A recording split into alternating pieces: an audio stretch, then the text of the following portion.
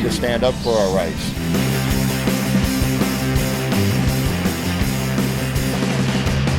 And as a member of the military for over 34 years, those constitutional rights are very important to me, just like anybody else.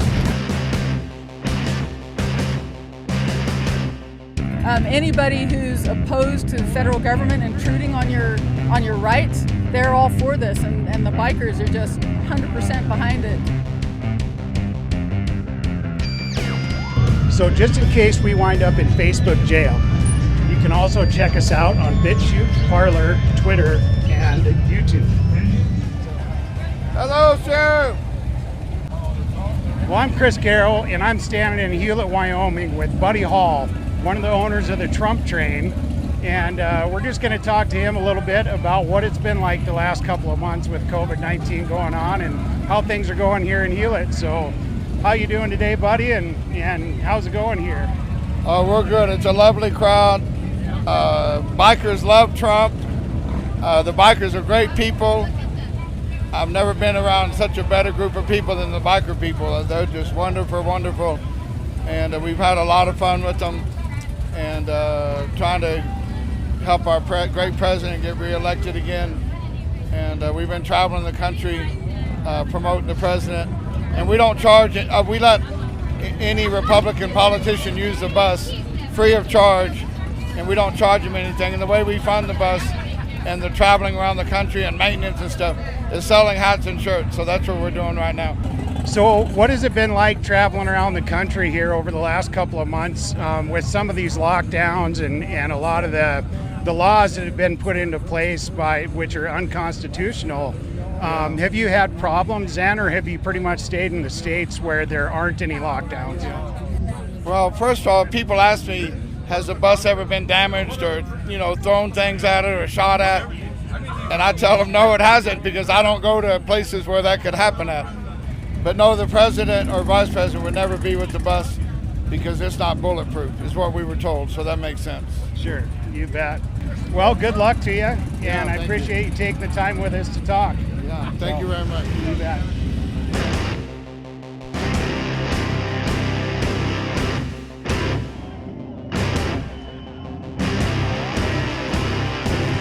So I'm standing here with Frank. He's a rally goer here in Hulett, and just trying to talk to some people and kind of find out where they're from and what it's like to go from there to here. So where are you from, Frank? Originally, I'm from Southern California. I live in Windsor, Colorado. Okay. Now, what are some of the differences that you've seen so far from Colorado as, South Dakota or Wyoming with the rally going on? Well, some of the differences might be, out here, the more people that are out here aren't falling in line with the sheepers, believing what the politicians and some of the news agencies are telling them. They seen it for themselves that being around people is not so dangerous, and it's more relaxed up here. It seems to be.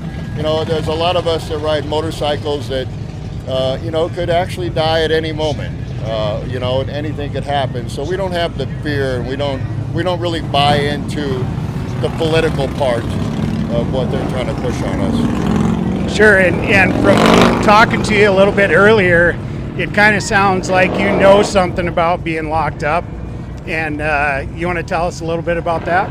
Yeah, I am. I'm one of 2,500 men and women in the country that was falsely convicted in California for a murder back in 1985, innocently. I spent 27 years in prison, and I got fully exonerated on 4/20 of 2012. And I went in when I was 27 years old, got out when I was 54. It was a whole brand new world. I never thought I'd have the opportunity to ever go to a rally or ever just drive a car or ride a motorcycle ever in my life. So I'm one of the luckiest men in the world.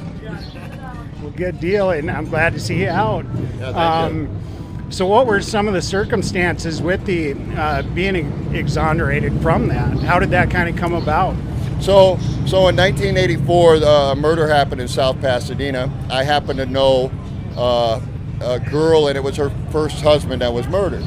Well, I was 30 miles away, had 3 alibis, and there's an eyewitness in this case that ended up lying. and he followed through with the lie. He was pressured by the Los Angeles County Sheriff's Department, and he followed through with the lie through court all the way until 25 years later, where he came forward and told the truth. And then we uncovered the evidence that he was telling the truth, and it took a few more years before I ended up getting out. But it was just one of the bad judicial systems, one of the dirty cops is what it was. And so I ended up getting out. I ended up suing the Los Angeles County Sheriff's Department, received $15 million for the wrongful conviction, which doesn't make up for the 27 years. But now I'm fortunate enough to help other exonerees that get out and get on their feet, and I buy them vehicles and get them housing and things like that. So, the system has changed a little bit, the way eyewitnesses are presented in court. So I look back at it as kind of a positive. I don't look back as a negative. There's a lot of good change that a lot of men and women aren't coming to prison innocently because of my case. Yeah. So I'm pretty happy about that. So what do you think about this defund the police movement? I mean, especially after being through something like you have probably a pretty good reason to be angry, and it doesn't seem like you are. But what do you think about the defund the police movement going on in this country right now? Well, I don't believe in that. We need officers in this country. We need them. It's funny when people want to do that to them the day they need them, and they're not going to be around. But I truly believe that our police should be accountable for their actions. And as you've seen in this country, there's a lot of abuse going on through some of the police, and it's through their training and a lot of the egos and old school stuff that they're accustomed to. But there is change. But I don't believe to defund them. I think the way this country's turning with the gangs and things like that, we need them around. There's no doubt about it. But they need to be trained more often. That's for sure. And you can't do that if you defund them. Yeah, no, I agree 100%. And everybody seems to group everybody into a category, just like bikers, the unruly biker. And that's just not what you see when you come to a rally. And there are a few bad cops out there, sure. That's but right. It's not the whole entire group. That's right. And hopefully people can kind of start seeing that and judging people as individuals instead of groups. That's right. That's right. You can't. It's just like when somebody asks you to put a mask on. When I ask them, well, why? They say, well, you might have COVID. Well, I look and I think, well, you might have HIV. You might have TB. You might, how dare you? I'm an American. That would be like looking at another race and stereotyping them just because of their color. That's not what we do. We shouldn't have to do that.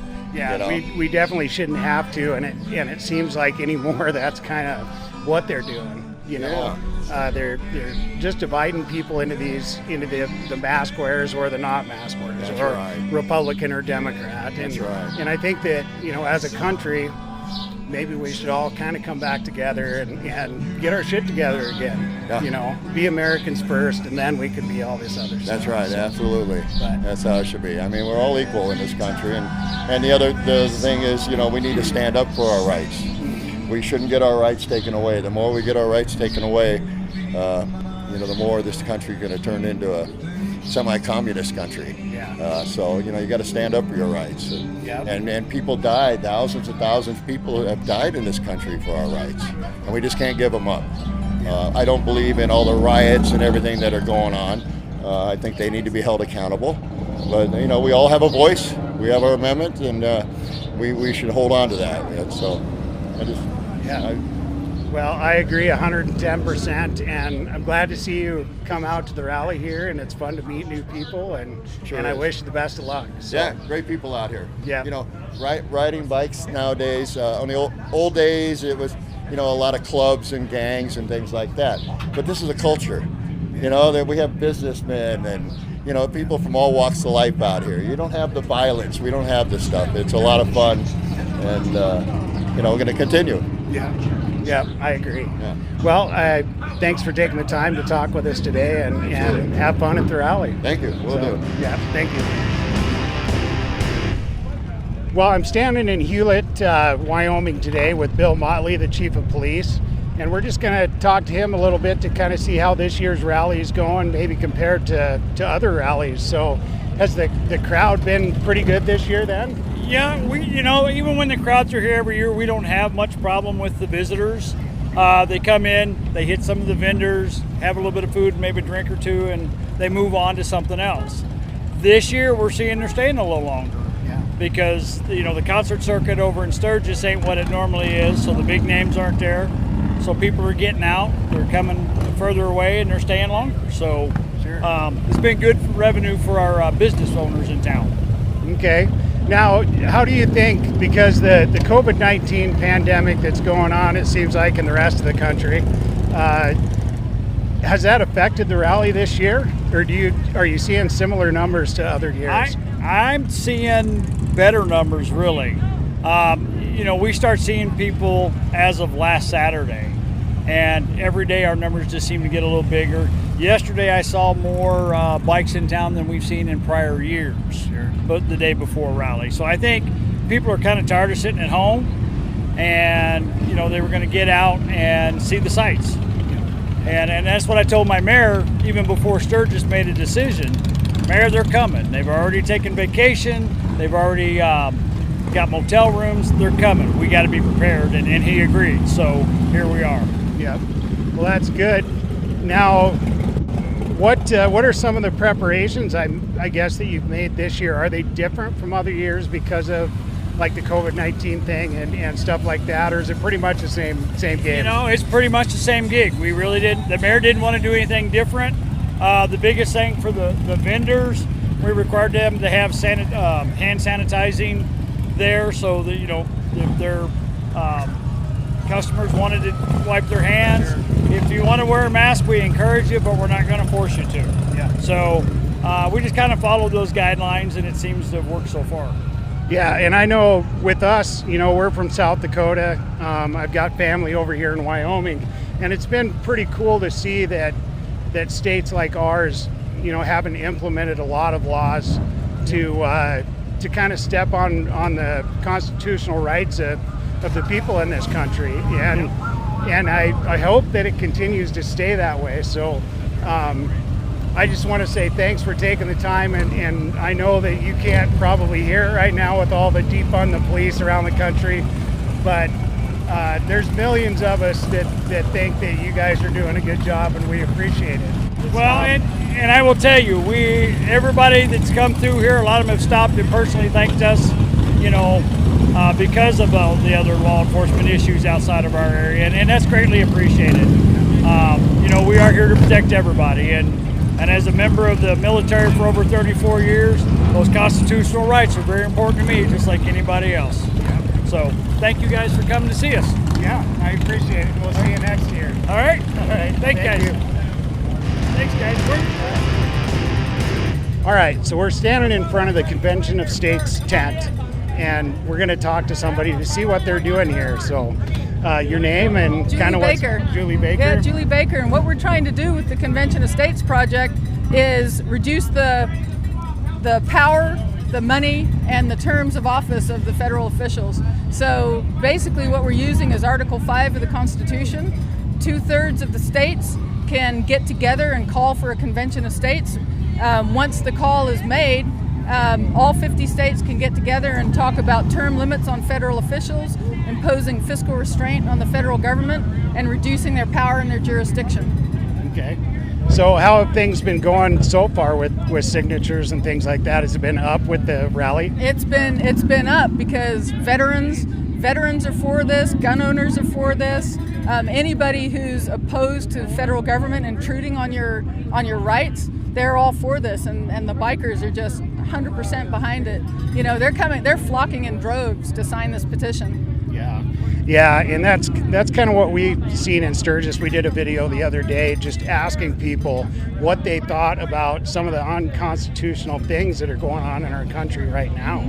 Yeah. And this is one thing that people can do to overcome that. Well, it is, because this is a constitutional method. The framers specifically put this in the Constitution for a time when the federal government, is not being responsive to the citizens, and we've absolutely reached that time.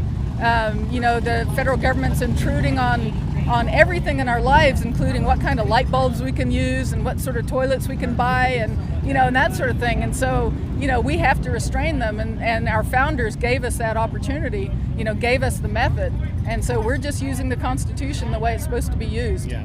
So Okay. Well, there you have it. We have the playbook, the Constitution, to take care of these things that are going on today. So the silent majority needs to get involved, and this is one way that you can. So check it out online, look it up, do whatever you have to do to go sign the petitions and do something about it. So can I give the website? you bet. Go to conventionestates.com, conventionestates.com. You can sign the petition. A copy of the petition will go to your state legislature in your district and tell him that another constituent wants your state legislature to pass the Convention of States resolution. All right. Well, thank you for taking the time to talk with us, and My good pleasure. luck. My pleasure. Thank you very much. Don't